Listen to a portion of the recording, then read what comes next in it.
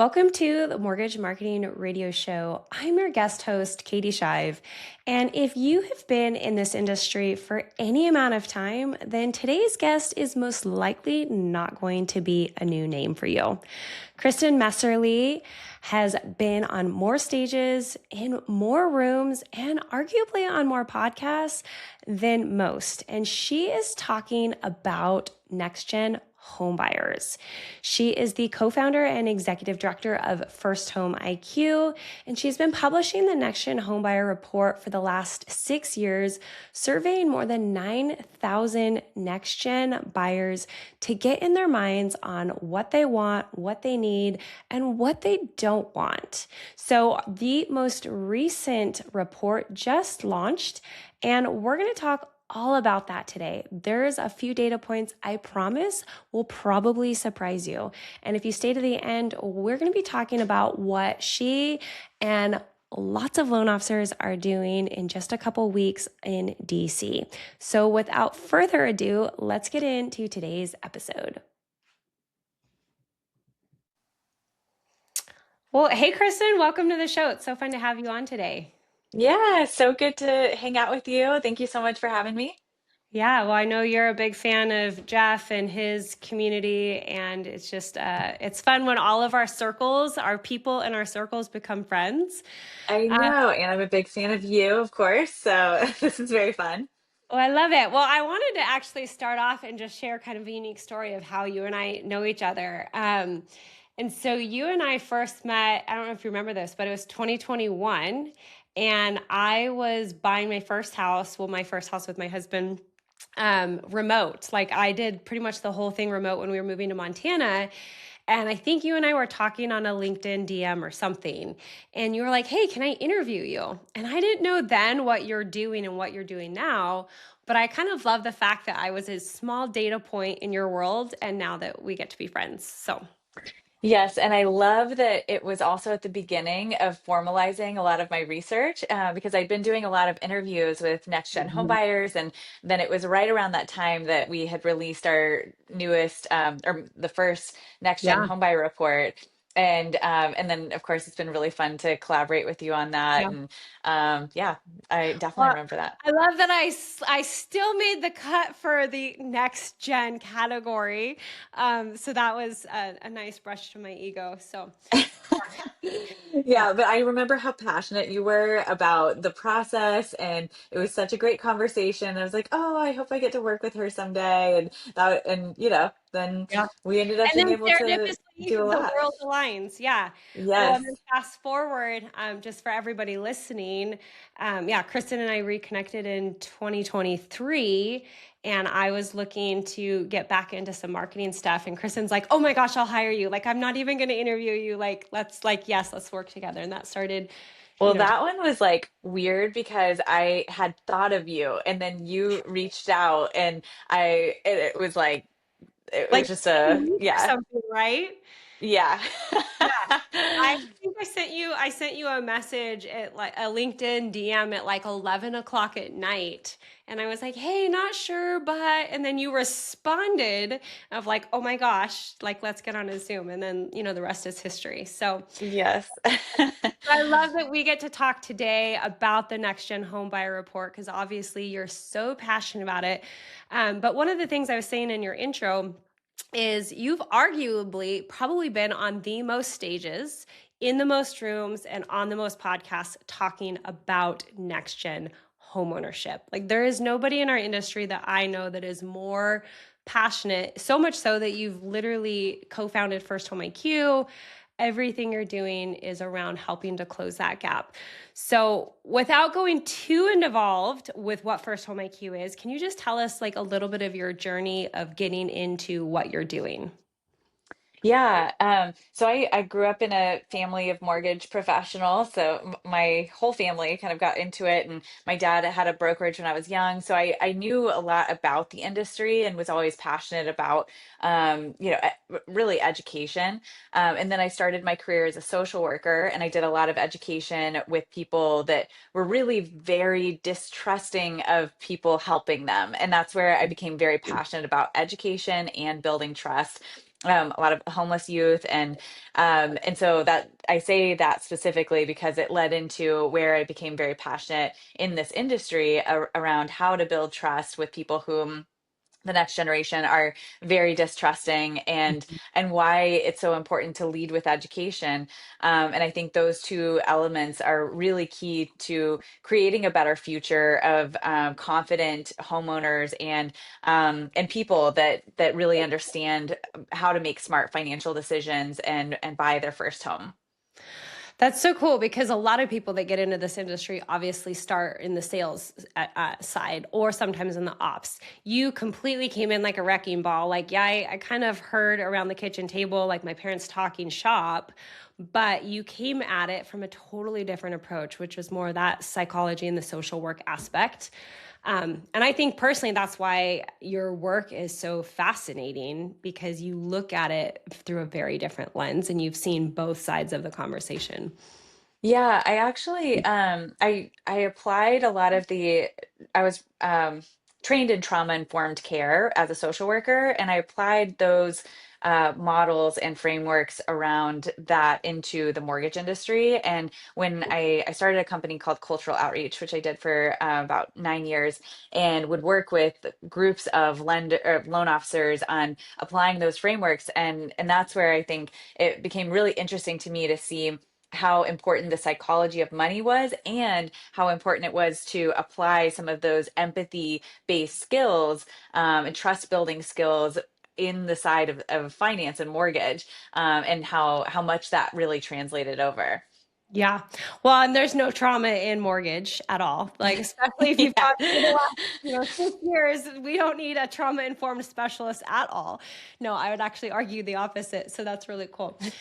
Well, let's jump in to the NextGen Homebuyer Report because you've been doing this since 2020 consistently, right? So the last 6+ years, and you've interviewed or at least researched more than 9,000 respondents. Is that correct?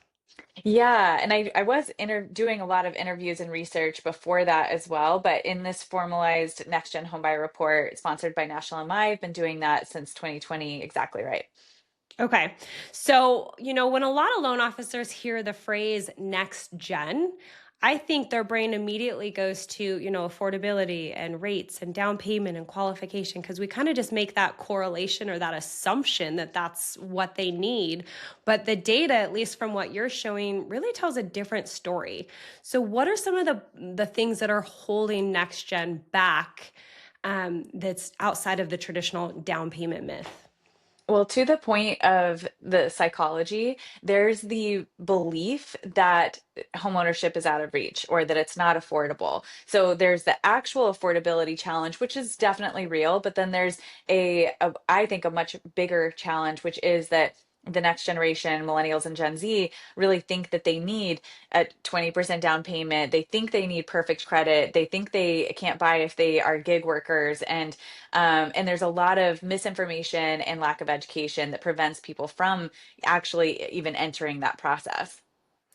That's crazy. So it's not just the actual affordability, but it's the belief. So where do you think that comes from? Like, do you think that they're hearing conversations from their parents that are saying that you need that? Or is that more TikTok and their friends?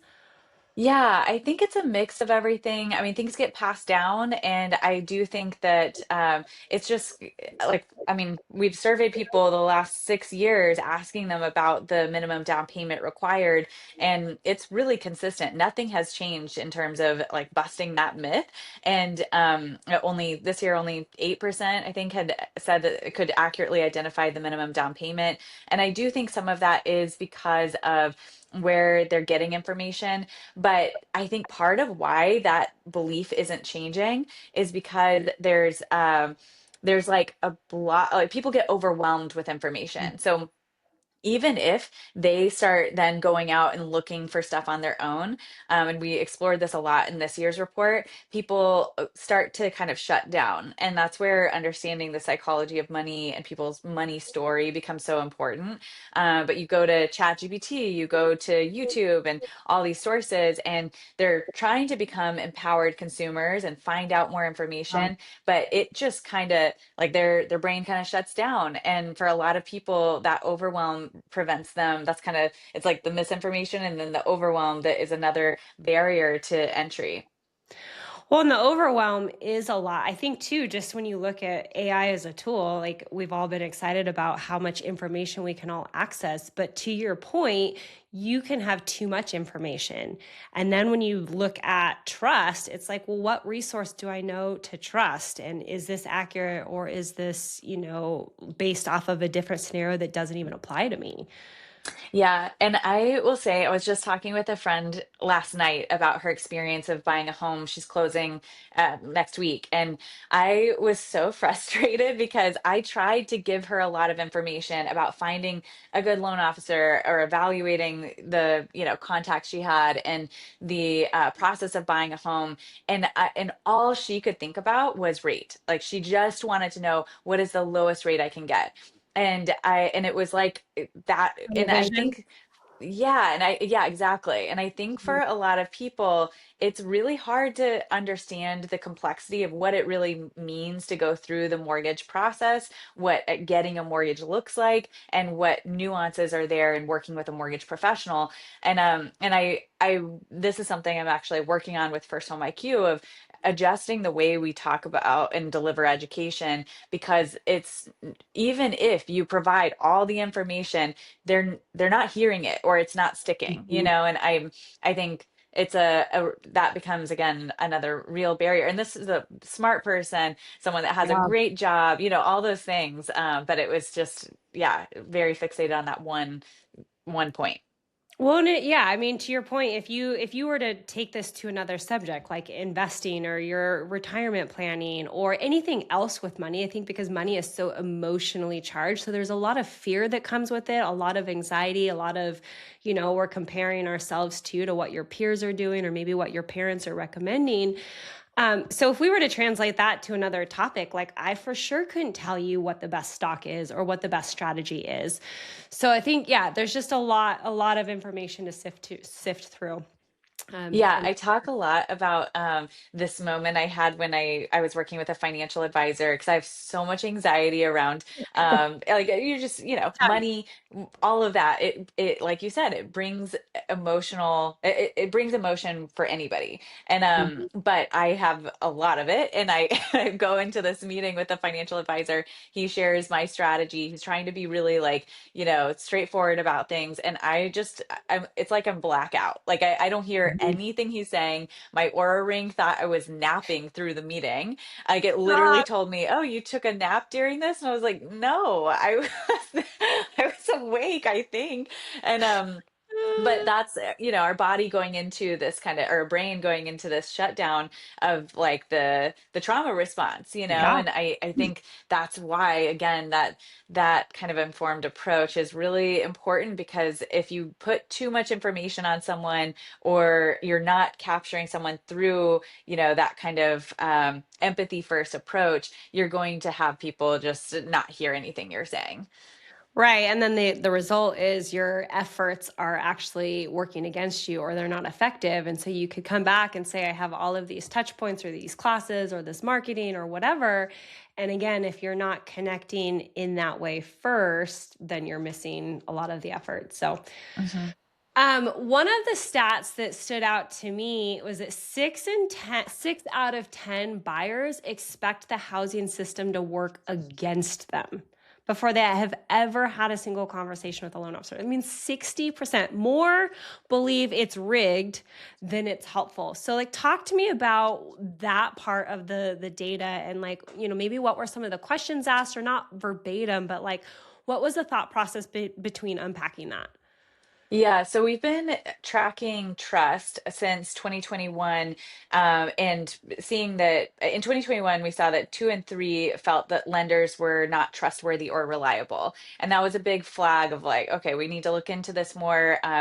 I have been asking a similar question every year, and this year decided to do a battery of questions, series of questions that are validated to really identify what do we mean by that lack of trust. And one of the things that came up was just lack of trust in the system itself. It's not necessarily the individual, but it's just that the person, the loan officer that is working in the system, is incentivized to put their interest first.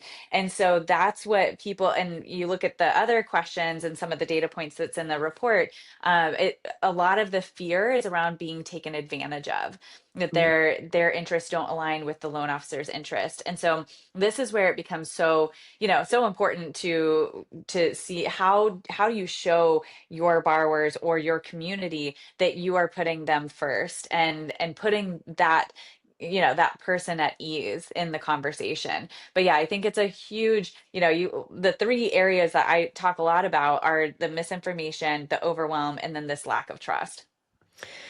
So, for any loan officers that are listening right now that are like, "Cool, this is really concerning," which it should. It should concern all of us. Concern us in a way to make us be better and to be more effective. What are some ways that you're seeing loan officers help build trust? So I think I use this framework in my workshops on trust, that the first area is to tune in. So if you are in a one-on-one conversation with someone, just focus on an initial question that is asking them to bring up the, like, what keeps you up at night? Like, what's the anxiety there? Let's bring it to light. And asking that question, what brings you, what keeps you up at night? Or even what's most anxious for you about this process, that allows that person to share, and you are then seeing them and supporting them. And so if you say, okay, what I'm hearing you say is that you're worried you're not going to be able to, you're going to have too big of a payment or whatever it is, then they can iterate on that, say, okay, yeah, but this, and you validating them really allows their brain to go out of this I'm nervous you're going to take advantage of me, and this kind of Mhm. anxious place, to say, okay, this person really sees me, they understand, I am connected with them, I'm safe. And that sense Mhm. of safety is the first. I mean, when I talked about trauma informed care, it's all about creating a sense of safety. And Yeah. so by tuning in and asking that question, it's a really simple way to start a conversation that allows the brain to get back online, stop being in that shutdown place, and you're able to engage then in additional, conversation, and keep things going. Outside of the one-on-one conversation, the areas that I think build trust are by showing up in your community, aligning and partnering with people that are already trusted, and then showing your market that you're doing that. So putting stuff online, showing that you go to, for us, First Home IQ, this is a big part of our mission. And so doing workshops in the community, or volunteering in a school, or going to this national advocacy conference, all of those things show your market that you're different from the rest, that you Mhm. put your money where, what you say really counts. And I think that those are some ways that you can do that. But I know you have ideas on that too. Yeah, well, I think it's just interesting because, talk is cheap, right? So it's like you're saying, when you get to the one-to-one, I love asking those really personal questions because people are going to open up one-to-one that in a way that they're not, in maybe a group setting or a class setting. What I also think is interesting, like with the social media strategy, is, people are looking at your content long before they're ever picking up and, contacting you or sending you a DM or even leaving a comment. So just finding ways, even in your approach, of like, how do you kind of show behind the scenes, and maybe getting really personal. Like, I don't know about you, but when somebody shares their story with me, I feel a connection more quickly than if it was just, not. So even talking about what you do and why you do this, and Yes, I'm so glad you brought that up. That is the first step that we have, as you know, we for new ambassadors, it's talking about your why. Like and it's not because we're trying to get you to share about First Home IQ. We want you to share your why because it builds connection with your community Mhm. and it creates a sense of mission and trustworthiness and even vulnerability. So I learned actually that I used to not talk about the fact that I had all this anxiety around money and that, like what that kind of that challenge for me. And then I realized that that was a really important part of my story to connect with people and to show like this is why I'm so passionate about this Mhm. and you can trust this not just because of the data and the research, which is what I used to only rely on, but also because it's very personal to me. Mhm. Yeah, I'm really glad you brought that up. Well, and we trust people through stories. It's not just because I heard your story, I'm obviously trusting, but when you're sharing a story that is personal and there's conviction and like ownership in that, your tone is different, your body language is different. So, when I'm talking with loan officers and realtors that are going through this process, I always am like, hey, do you have children? Like, do you have grandchildren? Maybe you don't have kids. Do you have a neighbor? Do you have somebody that you care about in this bracket? Okay, when you turn on your camera to record, I want you to picture them on the other side. What would you tell them that you wish you had known? Or, having those kinds of things, I think builds just a layer of trust of doing all of that. Yeah, and I think we can tend to be like we try to be efficient with our time and I know I've really struggled with this, but one of the lessons that I learned early as a social worker was to put down the questions that are, like put down, I mean, I had a physical like checklist I had to go through and it was, Yeah. we use clipboards and stuff and I would set that aside and I realized when I did that and I turned towards the my client and didn't have a desk in front of me and just started a conversation, that I would end up getting through those appointments so much more efficiently. I had better outcomes. Like everything went way, way better. And so, applying that to the mortgage industry, when you are having conversations with people and connecting, building empathy and trust, that goes a really long way. And you end up not only having better conversions, but you also are more efficient with meetings down the road because they Yep. already trust you. Yeah. Yeah, and you don't feel, I mean, the person on the receiving end doesn't feel like there's an agenda, right? It's not Mhm. like checking down, but it's like, hey, I really feel like you took time to like hear me, see me, and help me. So, another data point, excuse me, another data point is that 37% said that they were avoiding thinking about homeownership. Not, I can't afford it or I'm not ready. Like they've like pushed it out of their brain. So talk to me about that. Yeah, well, I mean, it's that overwhelm. So I think, whenever you think about the borrower today or the next gen consumer, they are uh, going to look at information online because they are wanting to get information. They don't trust talking to a professional yet, but then they get overwhelmed. And what happens with overwhelm is that they, again, kind of shut down and they're like, I'm going to avoid thinking about this. And I can't tell you how many people I talk to that have not bought a home yet because they just are worried that they are, that this isn't the right thing for them. They're worried that they're going to make a wrong step. And so they just avoid looking at it. And that avoidance, I do think, is a real barrier to entry for a lot of people. And if we could improve, like just turn that knob down just a little bit, that feeling of overwhelm, and then create a softer entry into conversation around homeownership, I wonder how many people would actually enter the market today, not even looking at rates or anything like that. It just, Mhm. we need to create a softer path to entry. Yeah, completely. Because there's so much noise. I'd be curious. Do you ever personally go onto Reddit? Like, have you ever spent any time down a rabbit trail on Reddit doing some research for like voice of the customer? Yes, I've done a lot of that and actually using Notebook LM, ChatGPT and Notebook LM to pull in a lot of Reddit threads looking Hmm. at voice of customer. So yeah, I look at that typically, and before AI on my own, but before going into the survey question development for these NextGen Homebuyer reports.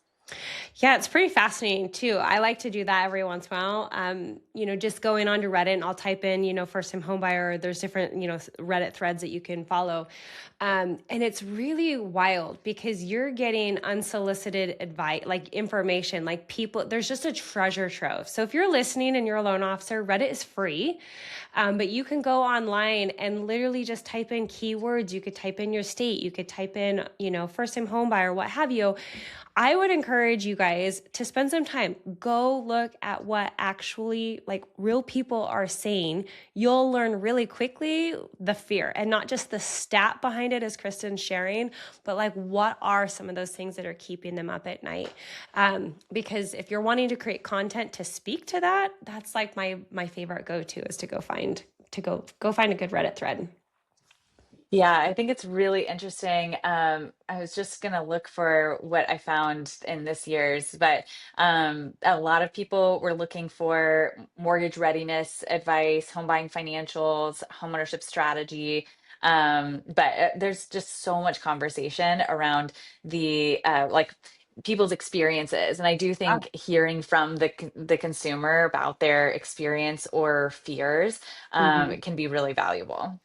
Well, and another thing that I've done is almost like secret shopped, right? Because they have really strict rules on like, you can't solicit and whatnot. But I wanted to see what kind of advice I would get. So I actually played a persona. I was like, hey, I'm getting ready to think about buying my first home and I'm so overwhelmed. And I just kind of built this fictitious persona and I put it out there. And I was so amazed at the wide range of advice that I got and how conflicting it was. And so it was really cool to kind of be like, hey, what is a persona? And then what kind of advice would I get and why? And then you can start engaging with them. That's really helpful. Can you tell me more? And now you're actually one to one and one to many unpacking more data. And I did that right before or right, yeah, when your report came out, because you can't just come in and say, I'm doing research. So I just played a persona and it worked beautifully. That's a really great idea. And I think, you can get ideas for videos from Reddit questions or people's input and say, hey, a lot of people think this. I mean, this is a direct quote from someone, and here's how I would respond to that, and I think people, back to the storytelling, people really respond well to scenarios and storytelling and your advice and input around specific examples. Yeah. Yeah. Go to Reddit, get an idea, and then pair it with what's your advice or what's a story, or maybe find, hey, I had a client that, or I went onto Reddit and I read this and I had a client that walked through this. Here's how we worked through this. And so now you're tying a fear and a real story that also helps build trust because you're sharing story of how you helped. So there's Reddit's a gold mine. Okay, I'm just digging through a couple of these stats because the report was loaded. And so, for everybody that's listening, we're obviously not going to even get through a fraction of the report. But I will tell you one, it's designed beautifully. And, Kristin, I just have to give you props. You talk a lot about overwhelm and so much data.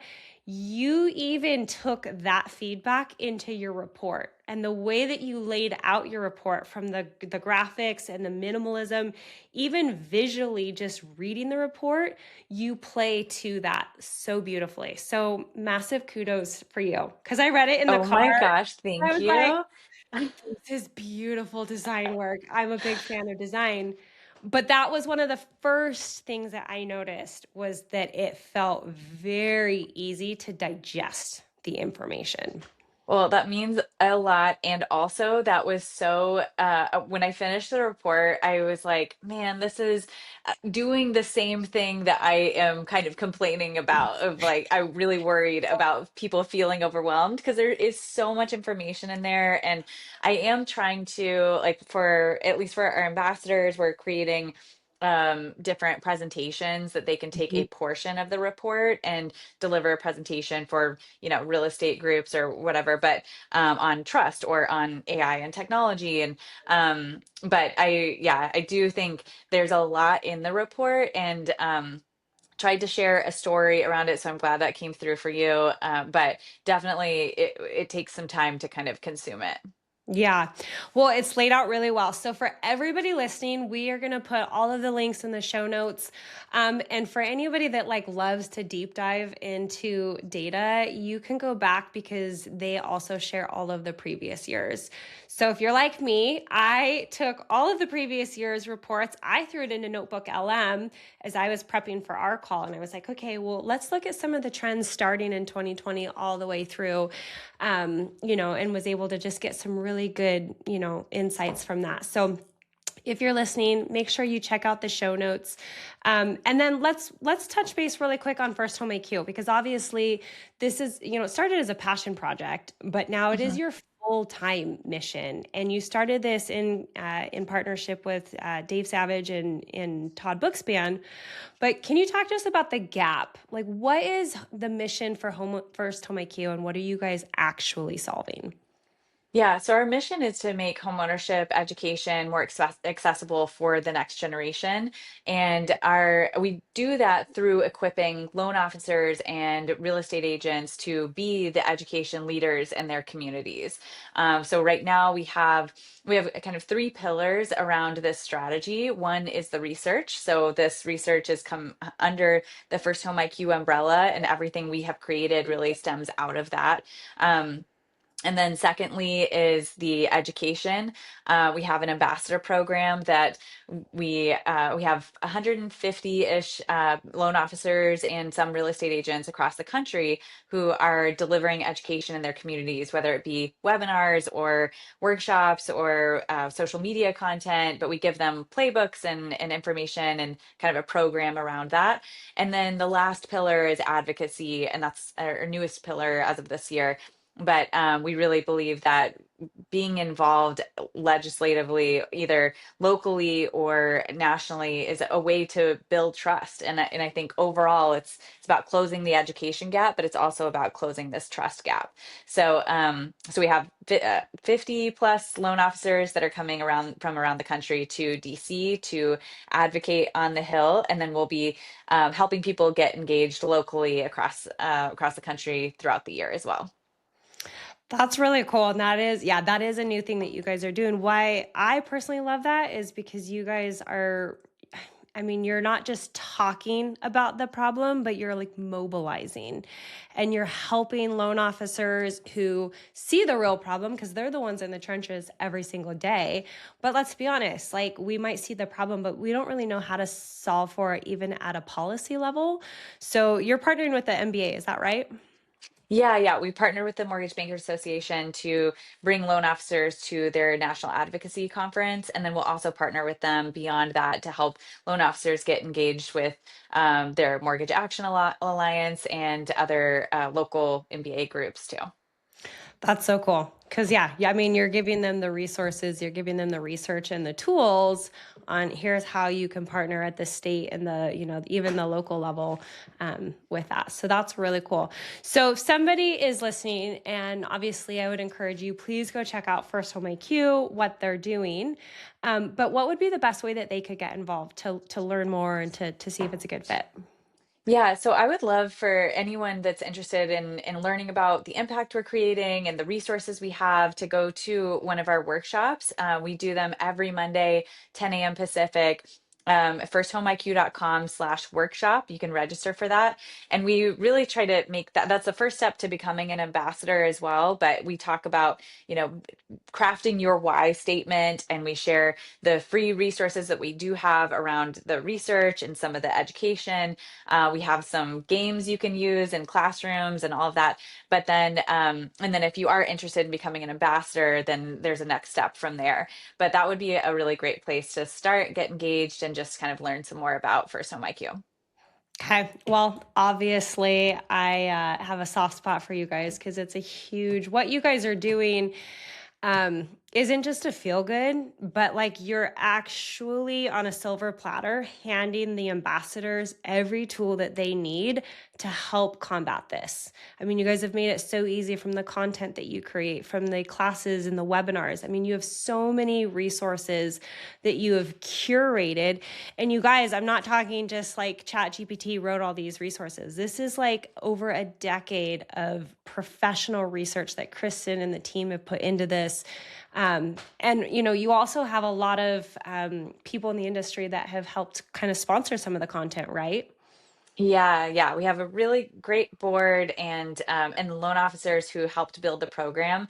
As you know, I mean, we started with 20 people who said they would help build the program basically. And so everything that we've created has been based off of someone saying, this is going to be helpful for my business. This is how I can have better impact. And so it's really been an industry-wide effort. And that is the idea that we are coming together as an industry to solve for the financial literacy crisis.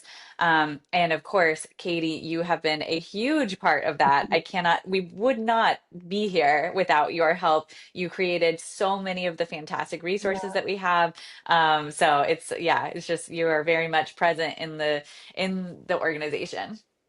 Well, it's a great one. I mean, it was just an easy mission. It was an easy yes for me back then, and it's still an easy yes. I mean, we all know, we all see the problem. And I think, no problem gets solved by one person. It gets solved by all of us saying, yes, we can play a part of that.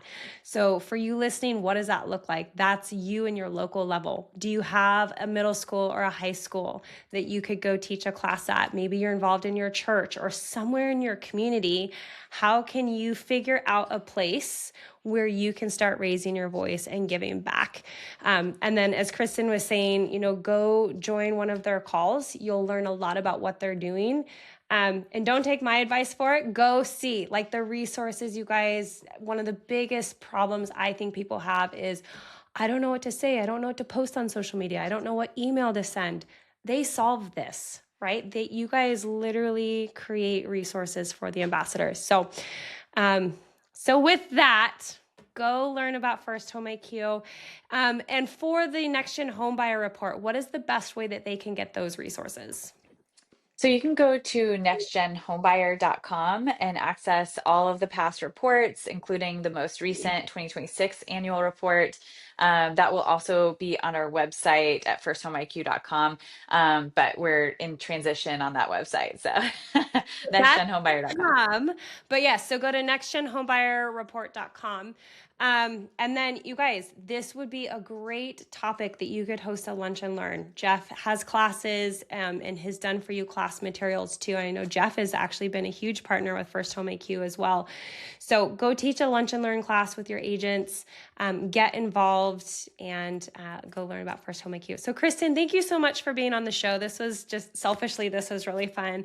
But I think the report is so valuable, and I hope everybody listening goes and downloads it and does something with it.